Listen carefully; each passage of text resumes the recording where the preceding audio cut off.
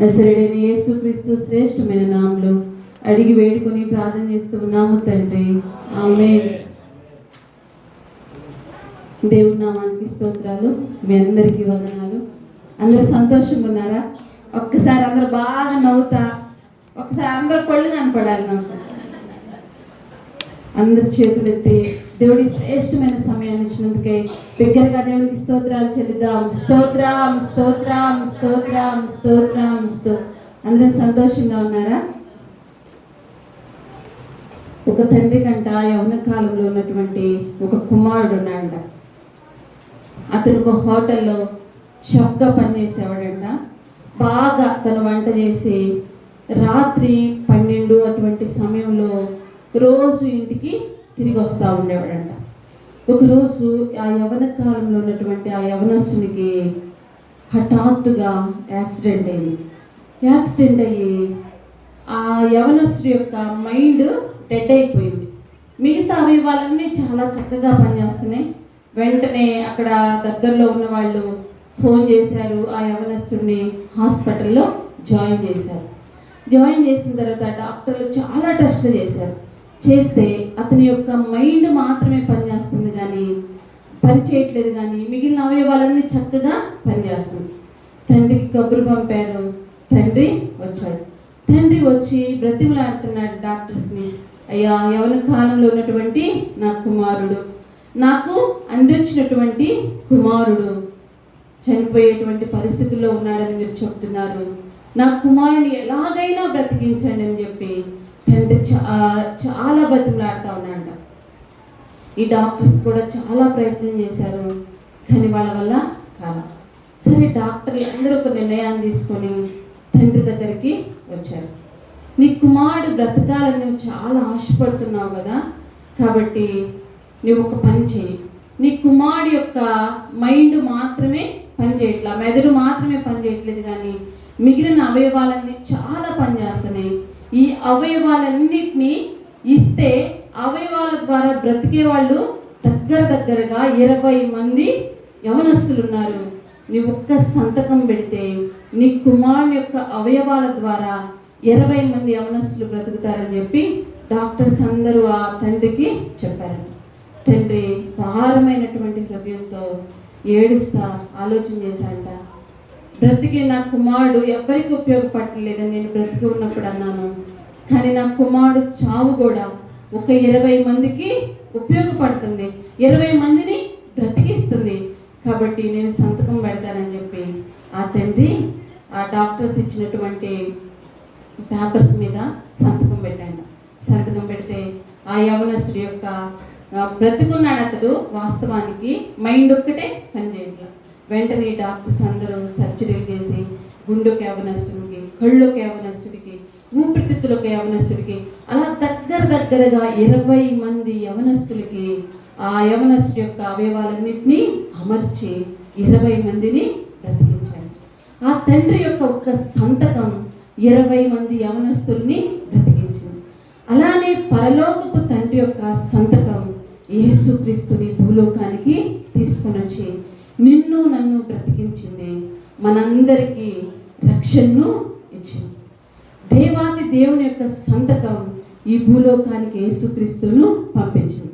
ఈరోజు ప్రపంచం అంతటా క్రిస్మస్ జరుపుకున్న, ఎక్కడ చూసినా స్టార్లు, లైటింగ్లు, సెమీ క్రిస్మస్లు. అసలు ఈరోజు మేము చీరాల, బాపట్ల అంతా వెళ్తూ ఉంటే ఎక్కడ చూసినా ప్రజలే, ఎక్కడ చూసినా మనుషులే, షాపింగ్లని, రకరకాలైనటువంటి సంతోషాలతో ఈ క్రిస్మస్ని జరుపుకుంటా ఉన్నారు. పరలోకపు తండ్రి యొక్క సంతకం భూలోకానికి గొప్ప సంతోషాన్ని ఇచ్చింది, గొప్ప రక్షణ ఇచ్చింది, సర్వ మానవాళి బ్రతకడానికి ఒక మార్గాన్ని చూపింది. అదే నిజమైనటువంటి క్రిస్మస్. అయితే యేసుక్రీస్తు భూలోకానికి రావడానికి 3 గుంపులు లేదా 3 తరాల లాంటి లేదా 3 రకాలైనటువంటి ప్రజలు యేసుక్రీస్తు యేసుక్రీస్తు యొక్క పుట్టుకలో ఉన్నారు. ఒకళ్ళు ఎవరంటే యేసుక్రీస్తును ఈ భూలోకానికి అందించినటువంటి తరం లేదా ఒక గుంపు. రెండవది యేసుక్రీస్తును ఆరాధించినటువంటి గుంపు. మూడవది యేసుక్రీస్తును ఆయన పుట్టుకను అవమానించినటువంటి గుంపు. యేసుక్రీస్తును ఈ భూమి మీదకి తీసుకుని వచ్చినటువంటి గుంపులో ఎవరెవరు ఉన్నారంటే మరియా, యోసేపు ఉన్నారు. మరియా తన గర్భాన్ని ద్వారా యేసుక్రీస్తుని భూలోకానికి తీసుకొచ్చింది. యోసేపు మరియకు ప్రదానం చేయబడి యేసుక్రీస్తు పుట్టేంత వరకు ఆమెకు తోడుగా ఉన్నారు. వాళ్ళిద్దరూ యేసుక్రీస్తు ఈ భూమి మీదకి రావడానికి, పుట్టడానికి వీరిద్దరూ వారి యొక్క త్యాగం కావచ్చు, లేకపోతే వాళ్ళ సమర్పణ కావచ్చు, లేకపోతే వాళ్ళ వంతుగా వాళ్ళు ప్రయాసపడ్డారు. రెండవది, యేసుక్రీస్తుని ఆరాధించినటువంటి గుంపు. ఎవరెవరున్నారు ఆరాధించిన గుంపులో? మనందరికీ తెలుసు. ఎవరున్నారు? గొర్రెల కాపర్లు ఉన్నారు, జ్ఞానులు ఉన్నారు, తర్వాత దేవదూతలు ఉన్నారు. వీళ్ళందరూ యేసుక్రీస్తును ఆరాధించినటువంటి గుంపులో ఉన్నారు. మూడవది, యేసుక్రీస్తును అవమానించినటువంటి లేదా ఆయన పుట్టుకను అవమానించినటువంటి గుంపు కూడా ఉన్నారు. వారిలో హేరోదు మొట్టమొదటిగా ఉన్నాడు. యేసుక్రీస్తుని చంపాలి, యేసుక్రీస్తు రాజుగా ఉండడానికి వీల్లేదు, ఈ యోధా రాజ్యాంగాన్ని అంతటిని నేనే పరిపాలించాలని చెప్పి హేరోదు రాజు ఆ రాజ్య కాంక్షతో ఏం చేశాడంటే 2 సంవత్సరాలలోపు వయసున్నటువంటి చిన్న బిడ్డలందరినీ చంపివేశాడు. యేసుక్రీస్తు పుట్టుకను అవమానించడానికి హేరోదు కారకుడయ్యాడు. ఇంకా ఆ రోజుల్లో ఉన్నటువంటి మతాధికారులు, ధర్మశాస్త్రోపదేశకులు వీళ్ళందరూ యేసుక్రీస్తు పుట్టుకను అవమానపరుస్తూనే ఉన్నారు. ఆ రోజులోనే కాదు, ఈ రోజు కూడా యేసుక్రీస్తు యొక్క పుట్టుకను అవమానపరుస్తున్నటువంటి ప్రజలు లేకపోలేదు. ఈ 3 రకాలైనటువంటి గుంపులను మనం యేసుక్రీస్తు పుట్టుకలో చూస్తాం. అయితే యేసుక్రీస్తును భూమి మీదకు తీసుకుని వచ్చినటువంటి వారిలో మొట్టమొదటిగా సమర్పణ కలిగి లేదా త్యాగం కలిగినటువంటి ఒక స్త్రీని మనం చూస్తాం. ఆమె ఎవరు అంటే మరియమ్మ. మీ అందరికీ తెలుసు. అందరూ సీరియస్గా ఏమి ఉండొద్దు, నేను మీ అందరి ముందు తెలిసిన దాన్ని. అందరూ సంతోషంగా ఒక్క పావు గంట ఎక్కువసేపు ఆమె పాపం అట్లా చెప్తాడు, కానీ చాలా ప్రేమ కలిగిన అన్న. అందుకని 12 దాకా అని చెప్తాడు, కానీ మిమ్మల్ని 12 దాకా ఏమీ ఉంచడు. కొద్ది సమయంలోనే నేను ముగిస్తాను. దేవుని వాక్యాన్ని చదువుకుందాం. లూకా సువార్త 1వ అధ్యాయం 26వ వచనం అందరం తీద్దాం. లూకా సువార్త 21వ అధ్యాయం 1వ అధ్యాయం 26వ వచనం. 6వ నెలలో గాబ్రియేలును దేవదూత గలిలయలోని నజరేతను ఊరిలో దావీదు వంశస్థుడైన యోసేపును ఒక పురుషునికి ప్రదానము చేయబడిన కన్యక యొద్దకు దేవుని చేత పంపబడిన. ఇక్కడ మరియ దగ్గరికి మనం ఈ వాక్యాన్ని చాలాసార్లు చదివి ఉంటాం, చాలాసార్లు వినుంటాం. క్రిస్మస్ అంటేనే ఈ లూకా సువార్త 1వ అధ్యాయం, మత్తయి సువార్త 1వ అధ్యాయాలు, ఎక్కువగా యెషయా గ్రంథంలో ఈ వాక్యాలన్నీ మనం చదువుతూ ఉంటాం, సేవకుల ద్వారా వింటూ ఉంటాం. ఈ వాక్యం మనందరికీ తెలిసినటువంటి భాగమే. అయితే ఇక్కడ మరియా అనేటువంటి ఒక యవనస్తురాలు ఉంది. ఆ యవనస్తురాలి దగ్గరికి దేవుని చేత పంపబడినటువంటి గాబ్రియేలు అనేటువంటి ఒక దూత వచ్చింది. ఇక్కడ చాలా మంది స్త్రీలు లేదా చాలా మంది యవనస్తురాళ్ళు ఉన్నారు. ఈ యవన కాలంలో ఉన్నటువంటి మరియమ్మ దగ్గరికి దేవుని దూత గాబ్రియేలు పంపబడింది. ఆ రోజులోనంట యూదా దేశంలో లేదా నజరేత్ అనేటువంటి ఊరిలో చాలా మంది స్త్రీలంట కన్యకలుగానే ఉండిపోయారంట. ఎందుకంటే ప్రవచనం చెప్పబడింది, కన్యక గర్భం ద్వారా యేసుక్రీస్తు మెస్సయ్య ఈ భూమికి వస్తాడన్న ఆ వాగ్దానాన్ని పట్టుకొని, ఆ ప్రవచనాన్ని పట్టుకొని అంట ఆ కాలంలో చాలా మంది స్త్రీలు వివాహాలు చేసుకోకుండా కన్యకలుగానే, మా గర్భం నుంచి యేసుక్రీస్తు వస్తే బాగుండు, మా గర్భం నుంచి మెస్సయ్య వస్తే బాగుండు, మా ద్వారా లోకరక్షకుడు వస్తే బాగుండు, మా ద్వారా ఇశ్రాయేలీయులకు విడుదల విమోచన కలిగితే బాగుండు అని చెప్పి ఆ రోజుల్లో చాలా మంది యవనస్తురాలు వివాహాలు చేసుకోకుండా యేసుక్రీస్తు కొరకు వారి గర్భాన్ని ఇవ్వాలని చెప్పి అలానే ఉన్నారంట. అయితే ఈ మరియ కూడా ప్రదానం చేయబడింది.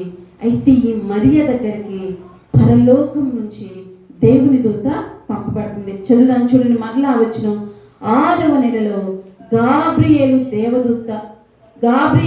దేవదూత గలిలయలోని నజరేతు ఊరిలో దావీదు వంశస్థుడైన యోసేపునకు ఒక ప్రధాన పురుషునికి ప్రధానము చేయబడిన కన్యక యొద్దకు దేవుని చేత పంపబడి. గాబ్రియేలు అనేటువంటి దూత మరియ దగ్గరికి పంపబడింది. పరలోకం ఒక అడ్రస్ ఇచ్చి మరియమ్మ దగ్గరికి పంపిస్తుంది. గాబ్రియేలు అనేటువంటి దూతకి ఒక అడ్రస్ నుంచి, నీవు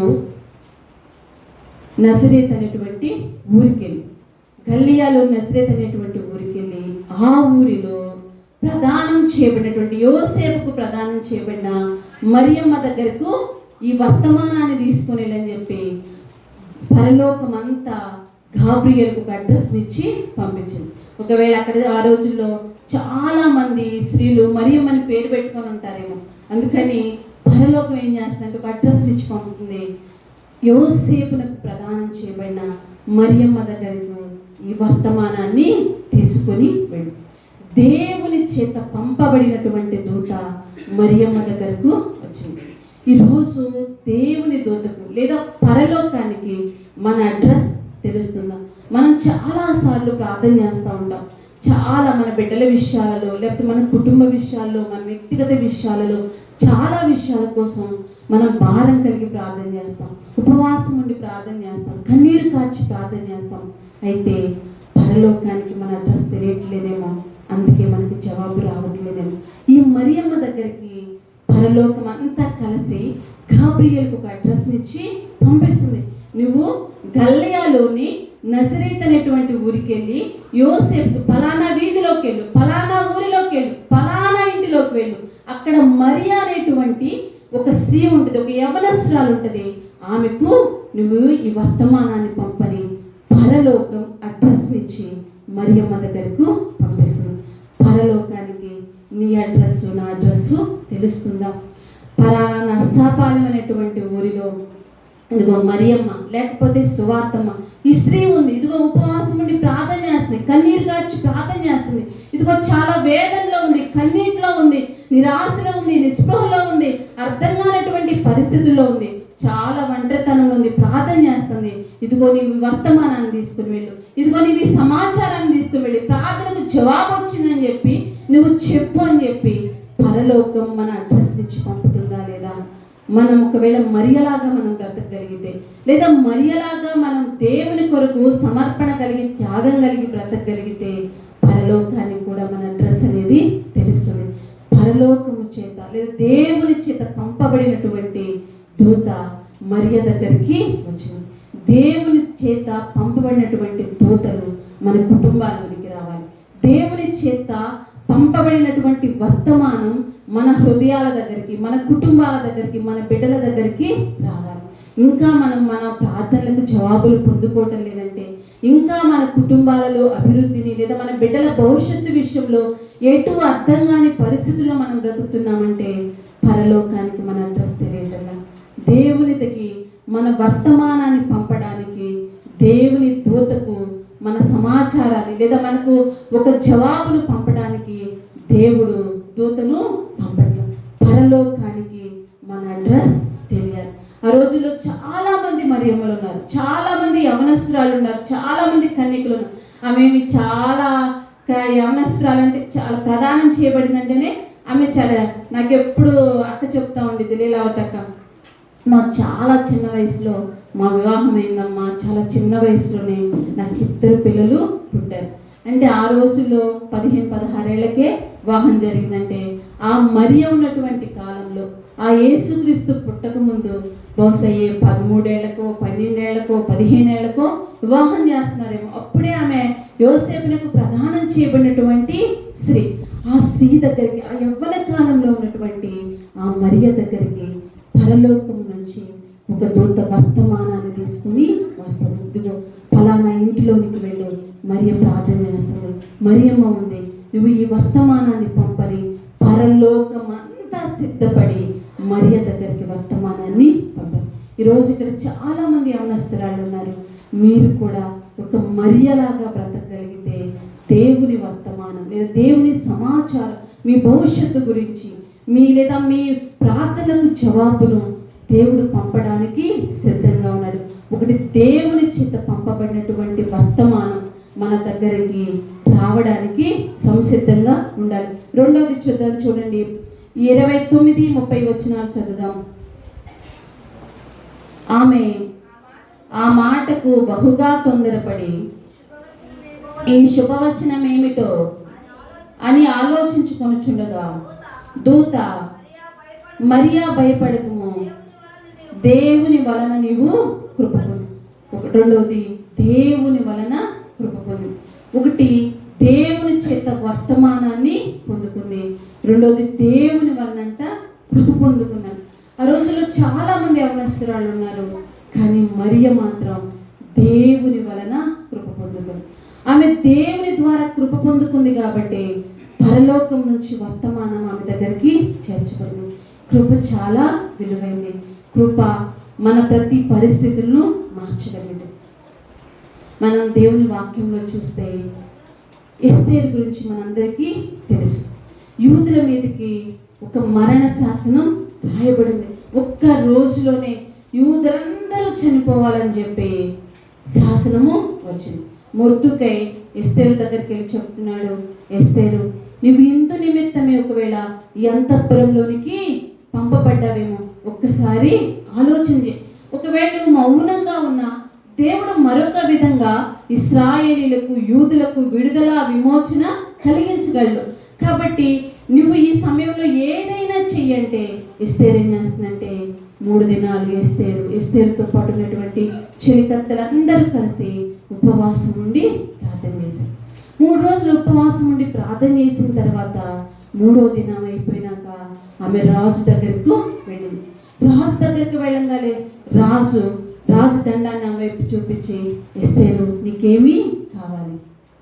విందుకు రమ్మన్నాక అంటున్నాడు, ఎస్తేరు, నీకేం కావాలి? నీ మనవి ఏంటి? రాజ్యంలో సగభాగమైన నీకు ఇస్తాను, నీకేం కావాలి చెప్పు అన్నాడు. అంటే ఆమె అంటుంది, నా ప్రజల యొక్క ప్రాణము కావాలి. దేవుని కృప ఏం చేసిందంటే ప్రతి మనిషిని మార్చగలదు. దేవుని కృప అధికారుని మార్చగలదు.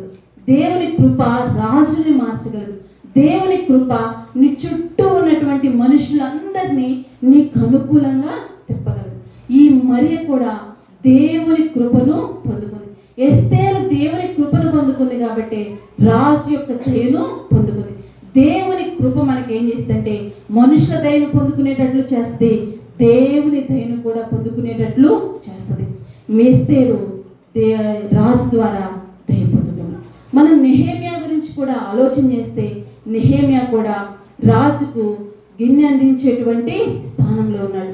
ఎప్పుడైతే తన యెరూషలేము మందిరము పొల్చబడిందని, దాని ప్రాకారాలన్నీ అగ్నితో కాల్చబడ్డాయని నెహెమ్యా విన్నాడు. నెహెమ్యా కూడా ఏం చేస్తున్నాడంటే ఉపవాసం ఉండి కన్నీరు గార్చి ప్రార్థన చేస్తున్నాడు. అయ్యా, నా పితరుల సమాధులు ఉన్నటువంటి యెరూషలేము పట్టణము అగ్ని చేత ప్రాకారాలన్నీ కాల్చబడ్డాయి, నువ్వేదైనా చేయి ప్రభువా అని దేవుని సన్నిధిలో నెహెమ్యా ప్రార్థన చేస్తుంటే వెంటనే తర్వాత రోజు ప్రార్థన చేశాడు. నెహెమ్యా తర్వాత రోజు రాజు దగ్గరికి వెళ్తుంటే రాజు అంటున్నాడు, ఏంటి నెహెమ్యా, నువ్వు రోజు ఉన్నట్లుగా లేవే, ఈరోజు నీ ముఖం ఏంటి మనోదికంతో ఉంది, వేదనతో ఉన్నావు, నీ ముఖాన్ని చూస్తుంటే లేదా నిన్ను చూస్తుంటే చాలా దుఃఖంతో ఉన్నటువంటి వ్యక్తిగా ఉన్నావు. నీ కోరిక ఏంటి? నీ మనవేంటి? నీకేం కావాలి? నీవు అలా మనోవిచారంతో దుఃఖంతో ఉండడానికి కారణం ఏంటి అంటే నెహెమ్యా అంటున్నాడు, అయ్యా, మా పితరుల సమాధులు ఉన్న పట్టణం యెరూషలేము పట్టణం, దాని చుట్టూ ఉన్నటువంటి ప్రాకారాలు అగ్నితో కాల్చబడ్డాయి ఉంటే రాజుకు సంతకం పెట్టాడు, నువ్వు వెళ్ళి యెరూషలేము ప్రాకారాలని కట్టు. మళ్ళా నెహెమ్యా అన్నాడు, అయ్యా, ప్రాకారాలన్నీ కట్టడానికి అడవిలో ఉన్నటువంటి దేవదారు మ్రాలన్నీ కావాలంటే మరలా రాజు సంతకాన్ని పెట్టేశాడు. నెహెమ్యా దేవుని కృపను పొందుకున్నాడు కాబట్టి రాజు హృదయము మార్చబడింది. యెరూషలేము ప్రాకారాలు దేవుని మందిరాన్ని కట్టడానికి మళ్ళా నెహెమ్యా దాని ప్రాకారాలన్నీ కట్టడానికి నెహెమ్యా పురికొల్పబడ్డాడు. దేవుని సన్నిధిలో మనం ప్రార్థన చేసేవారిగా ఉంటే, దేవుని సన్నిధిలో ఉపవాసం ఉండి మనం ప్రార్థన చేస్తున్నప్పుడు దేవుని కృపను పొందుకుంటాం. మరియా దేవుని కృపను పొందుకుంది. మనం వాక్యంలో బైబిల్లో చదివితే అలా దేవుని కృపను పొందుకున్నటువంటి వ్యక్తులను మనం చాలా మందిని చూస్తాం.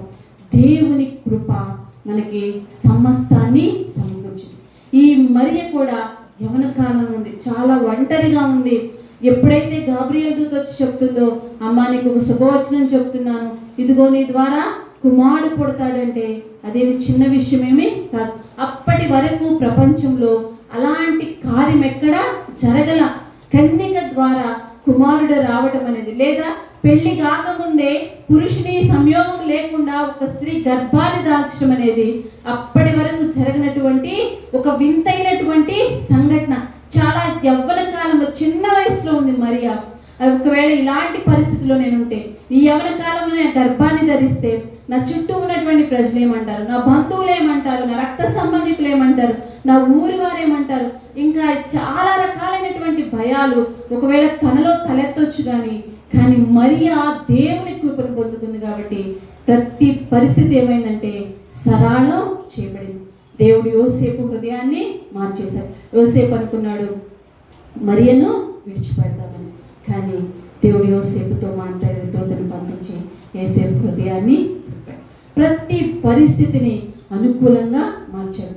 మనం దేవుని కృపను పొందుకుంటే దేవుని పని ఏదైనా చేయగలం. ఒకవేళ మనం ఒంటరి, నేను ఒక్కదాన్ని పని అంతా ఎలా చేయగలను, నేను ఒక్కదాన్ని దేవుని సువార్తను ఏం ప్రకటించగలను, నేను చాలా వృద్ధాప్యంలో ఉన్నాను, లేకపోతే నేను చాలా చిన్న వయసులో ఉన్నాను, నా వల్ల ఏమవుతుంది, నా వల్ల ఏది కాదే, ఈ శక్తికి మించినటువంటి పని నా ముందుంది, ఇది నా వల్ల కాదని మనం చాలాసార్లు ఆలోచన చేస్తూ ఉంటాం. కానీ దేవుని కృపగాని మనం పొందుకోగలిగితే ప్రతి పరిస్థితిని మనము చేయించగలుగుతాం. ప్రతి మార్గాన్ని దేవుడు మనకి సరళం చేస్తాడు. దేవుని పని పరిచర్య కాదు, మన కుటుంబాలలో, మన బిడ్డల విషయాలలో మనం దేవుని కృపను కానీ పొందుకొనగలిగితే వాళ్ళ భవిష్యత్తు ఆశీర్వాదకరంగా మార్చబడింది. మన కుటుంబాలు దీవెనకరంగా మార్చబడతాయి. ఈరోజు ఉన్నట్లు మన కుటుంబాలు రాబోతున్న దినాల్లో ఉండకుండా ఆశీర్వాదకరమైన కుటుంబాలుగా మార్చబడాలి అంటే మనం దేవుని కృపను పొందుకోవాలి. మరియా దేవుని కృపను పొందుకుంది కాబట్టి ప్రతి మార్గం ఆమె ఎదుట సరళం చేయబడింది.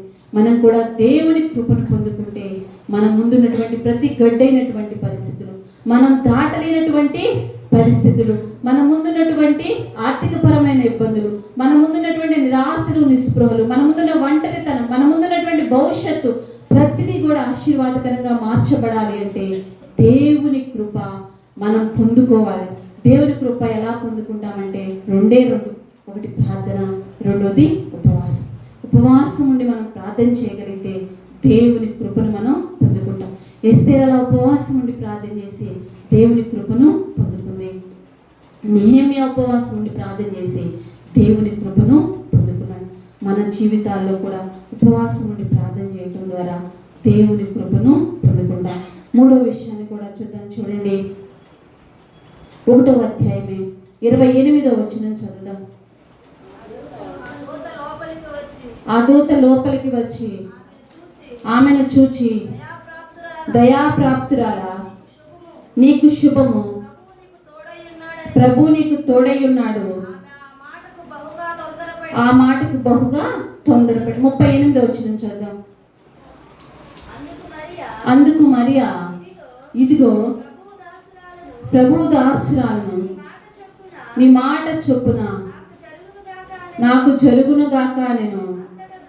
అంతట దూత ఆమె యొద్ద నుండి వెళ్ళాను. ఈ తర్వాత అంతా దూత వచ్చి చెప్పింది, అమ్మా నీకు ఇదిగో ఇలా కుమారుడు పుడతాడు, పరిశుద్ధాత్మ వల్ల నువ్వు గర్భం ధరించబడతావు, అతను రాజులకు రాజుగా, ప్రభులకు ప్రభుగా రాబోతున్నాడు, దావీదు వంశంలో నుంచి ఆయన పుడుతున్నాడు, ఆయన యోధా వంశంలో నుండి ఆయన పరిపాలన చేయబోతున్నాడు, తన ప్రజలకు ఆయనే రక్షణ కలుగజేస్తాడు, అతను ఇమ్మానుయేలు అని పేరుంది అని ప్రతి మాట, ఎలా యేసుక్రీస్తు పుడతాడో, ఎలాంటి పరిస్థితులు, ఆయనకి ఏ పేరు పెట్టాలో, ఎలా జన్మిస్తాడో అన్నీ మరియకు దేవుని దూత చెప్పింది. అప్పుడు మరి అంటుంది ఒకే ఒక్క మాట, నీ ప్రభు దాసురాలను, నీ మాట చొప్పున నాకు జరుగును గాక.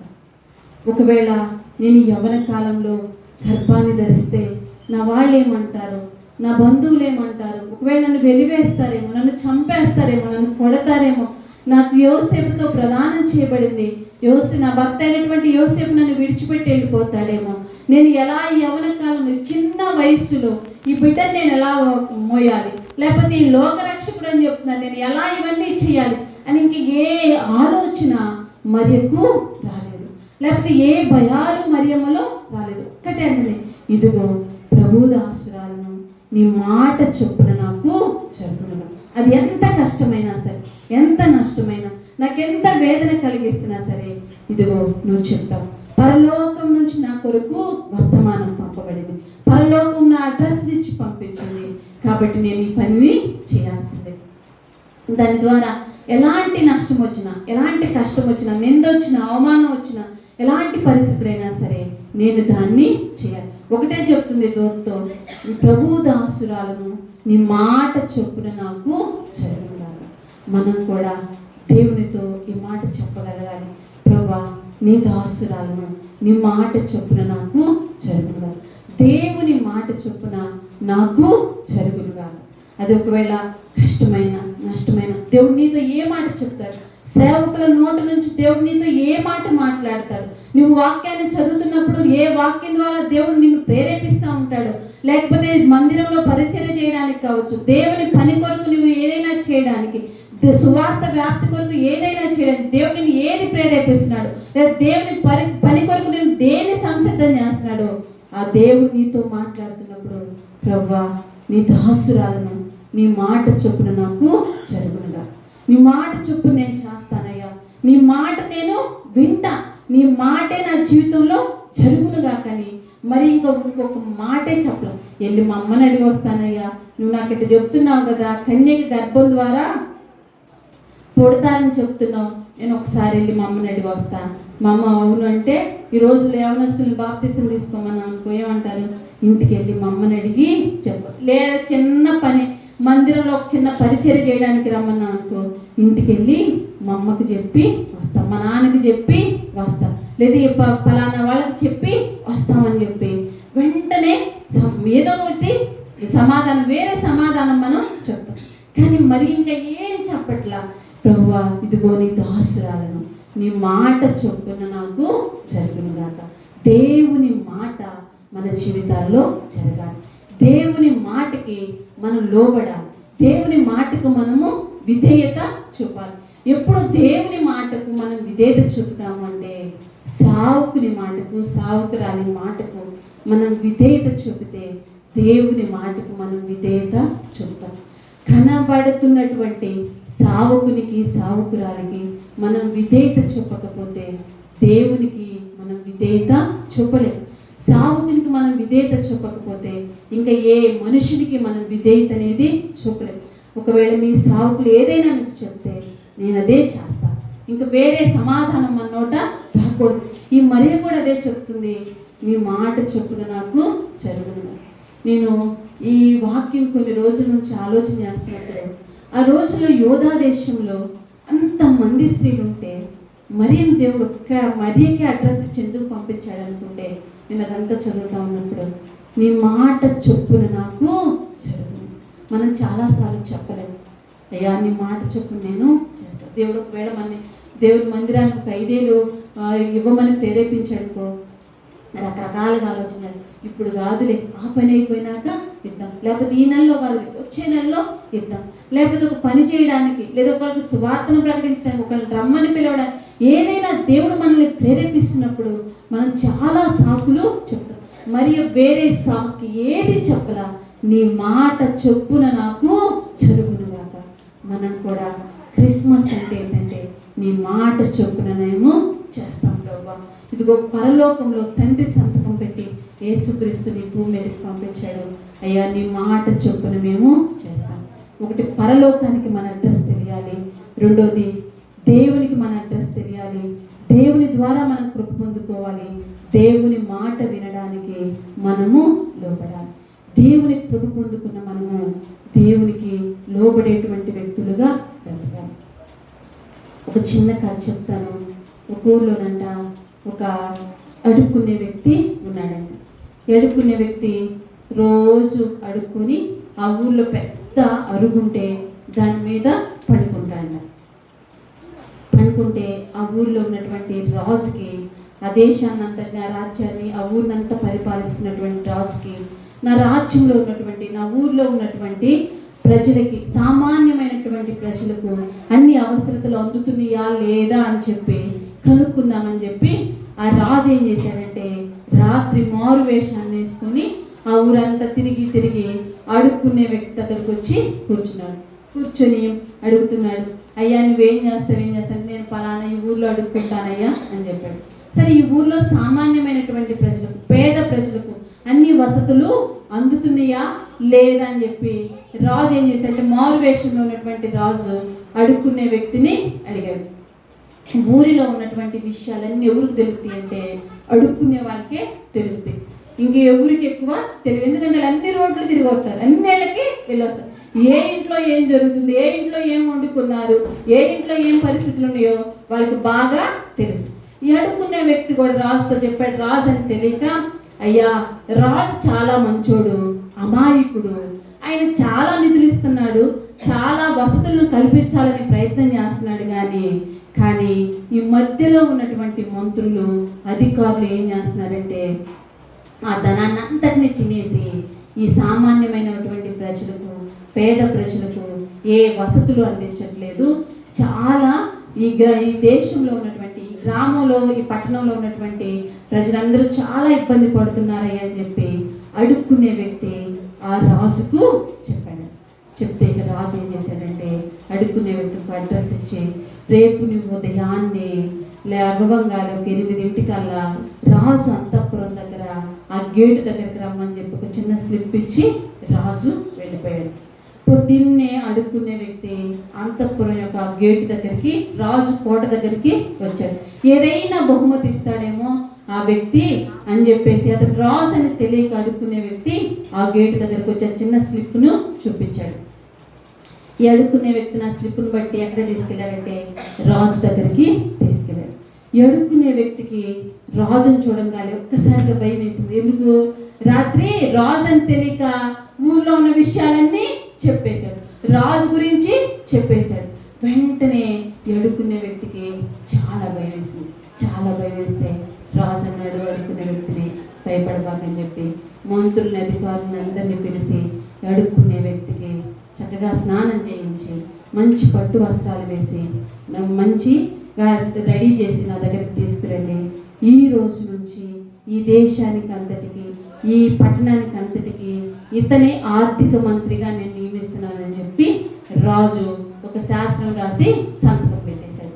సంతకం పెడితే వెంటనే అడుక్కునే వ్యక్తిని మంచిగా స్నానం చేపించి, పట్టు వస్త్రాలు వేసి రాజు అంతఃపురం దగ్గర తీసుకొచ్చి రాజు సింహాసనం పక్కన ఒక ఆర్థిక శాఖ మంత్రి యొక్క హోదాలో అడుక్కునే వ్యక్తిని కూర్చోబెట్టినాక మిగతా ఉన్నటువంటి వాళ్ళందరికీ చాలా వ్యసనం వచ్చేసింది, కోపం వచ్చింది. ఎందుకంటే ఈ అడుక్కునే వ్యక్తిని తీసుకొచ్చి మాతో పాటు సమానంగా కూర్చోబెడతాడా, ఇతనికి ఆర్థిక మంత్రిత్వాన్ని అప్పగిస్తాడా, ఇతనే న్యాయంగా పరిపాలన చేస్తాడని ఆలోచన చేస్తాడా, కాబట్టి ఇతని దగ్గర ఏ తప్పైనా వెతుకుదామని చెప్పి మిగతా మంత్రులందరూ, అధికారులందరూ చాలా ప్రయత్నం చేస్తూ ఉన్నారు.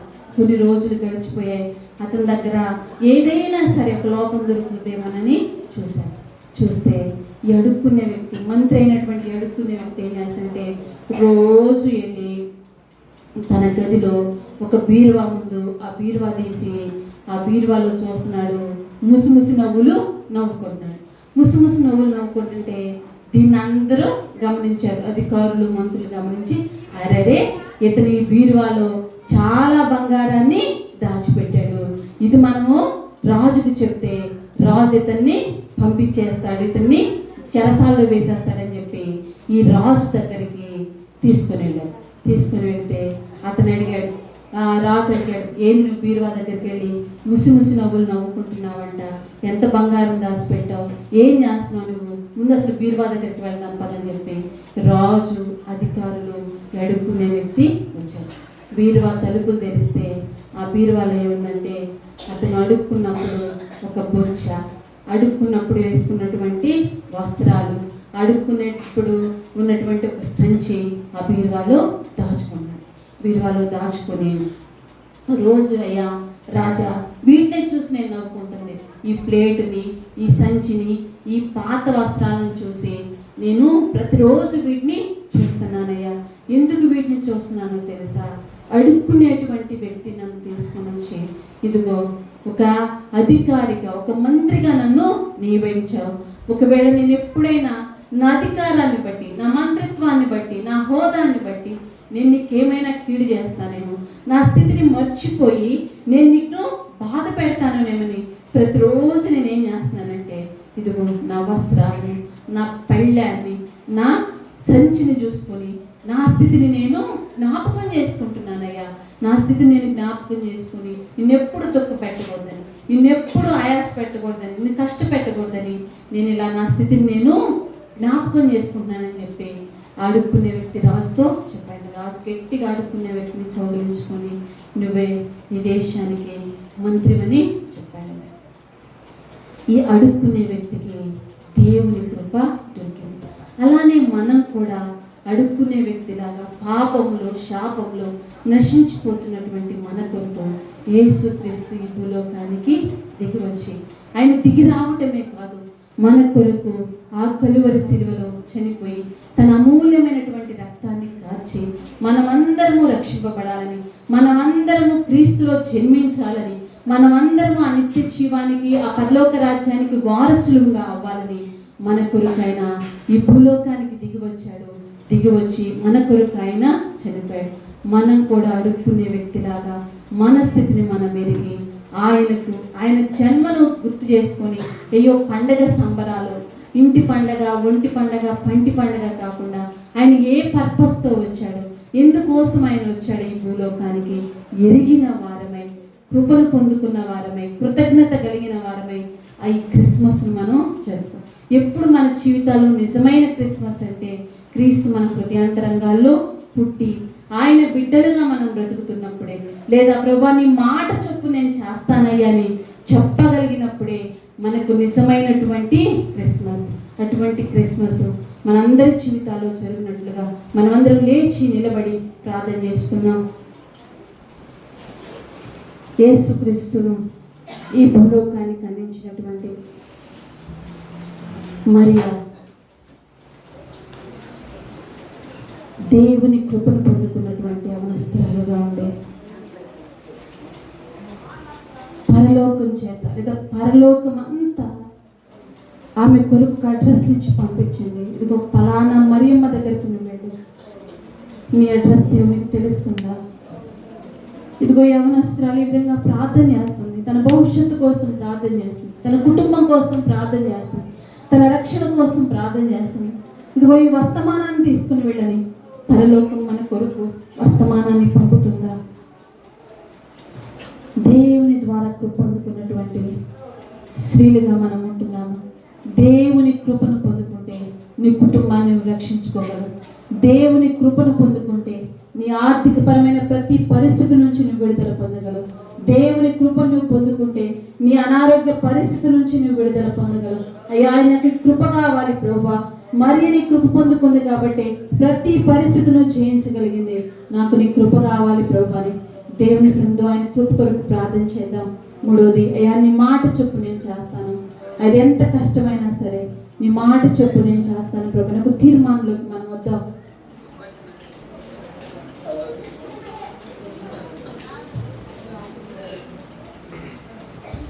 ప్రార్థన చేసుకుని, పరిశుద్ధుడా గొప్ప తండ్రి నీకే వెళ్ళని వందనాలు, స్తుతులు, స్తోత్రాలు. ఈ రాత్రి చేరి వచ్చిన ప్రతి ఒక్కరిని మట్టిస్తున్నాను. నేనైతే నిష్ప్రయోజకురాను ప్రభు, నీవే మాట్లాడేవని నేను నమ్ముతున్నాను. ఎవరు ఏ హృదయంతో వచ్చారో నాకైతే తెలియదు కానీ నువ్వు ప్రతి ఒక్క హృదయాంతరంగా ఎరిగిన దేవుడు. ఈ బిడ్డలందరికీ నీ కృపనివ్వండి ప్రభు.